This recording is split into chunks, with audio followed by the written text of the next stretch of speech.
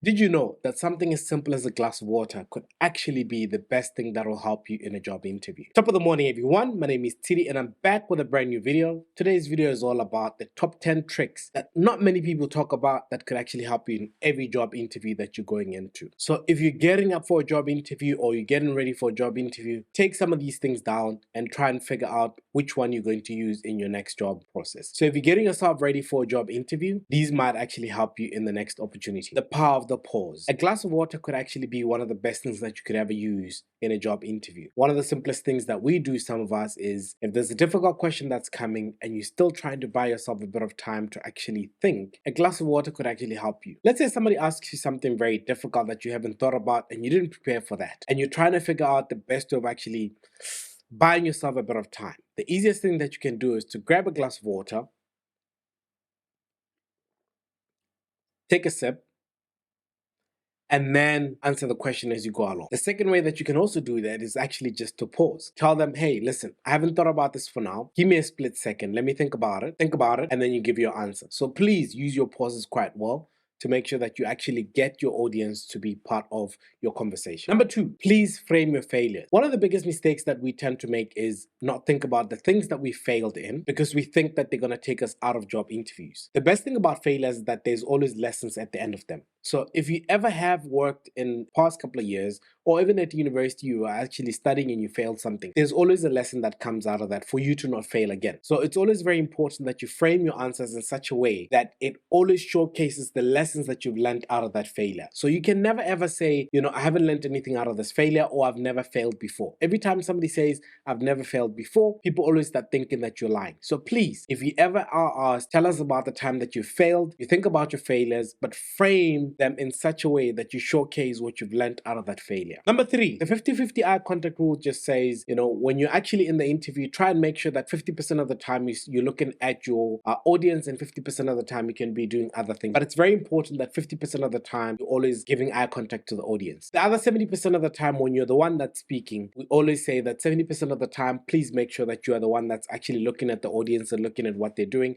If you have more than one panel, don't just only focus on the person that's asked the question, focus on more than one person. Look at the other person, especially if it's got certain answers that are relating to each one of the individuals. Whenever you actually given the answer, try and look at the person that answer is related to so that they actually understand or they can connect with you with your answer. Number four, personalize your responses. Use the different company names. So do not ever talk about what I would do is X and I would do this and I would do that. The most important thing that you actually have to do is, especially if information is already on the public domain, is make sure that you use the company names. When I was at company X, this is what we did. When we did this is what we did. With company this is what we did. My manager X, we were doing this. So make sure that your answers do not always sound like you were hypothetically thinking about them. Make sure that your answers are actually direct and they speak about specific events that people can relate to. Number five, mirror and match. Now, mirror and match is a very difficult one because the mirror and match basically means you match the body language of your interviewers. So if they start sitting back and they're leaning in, you try and lean in. The most important thing about this one is that the timing. You can't just every time I lean in when I'm interviewing you, you start leaning in, and I lean back, you lean back. You have to make sure that the timing is correct and it looks very natural.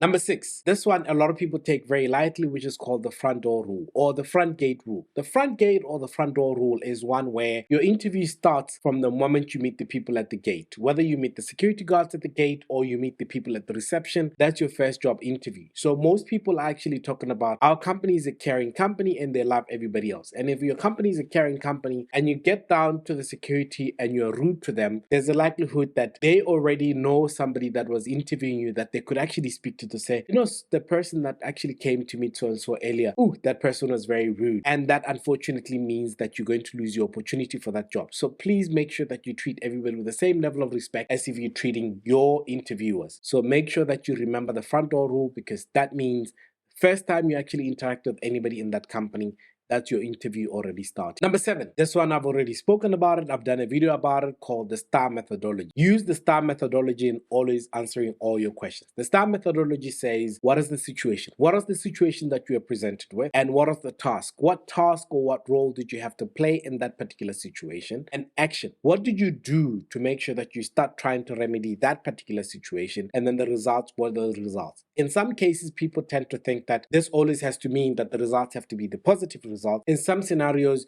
you go through all these stages only for it to still be a negative result. But the outcome of your results is normally the lessons. What did you learn out of that if you actually learned something from the end of that? Number 8, smart questions only. Smart questions means please do not ask any questions that can be found on the website. Don't ask questions like, oh, so how many employees are actually working for this company? Also, what do you do? So please make sure that your questions are very specific to actually what you want to do. For example, what does success look like in your team? What are some of the biggest challenges that you guys have had in the last couple of months? Number 9, this one is extremely important, the digital detox. Digital detox basically means for the time when you're actually going to that job interview, at least 30 minutes before the job interview, try and switch off your phone, put it in the car if you actually were driving, or put it away in the bag if you actually have your bag. Please never ever carry your phone into your job interview or put the phone on silent, because one of the things about putting phones on silent is that they'll still vibrate. The moment that phone vibrates, one, people can either hear it, or two, you can feel it, and that literally takes you out. So digital detox basically means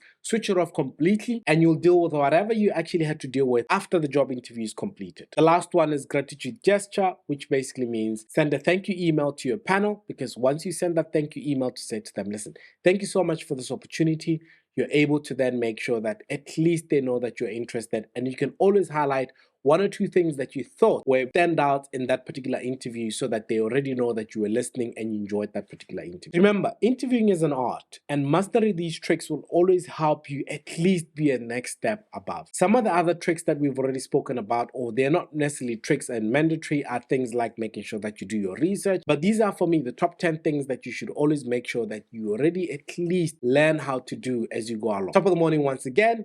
I'll see you in the next video. Peace.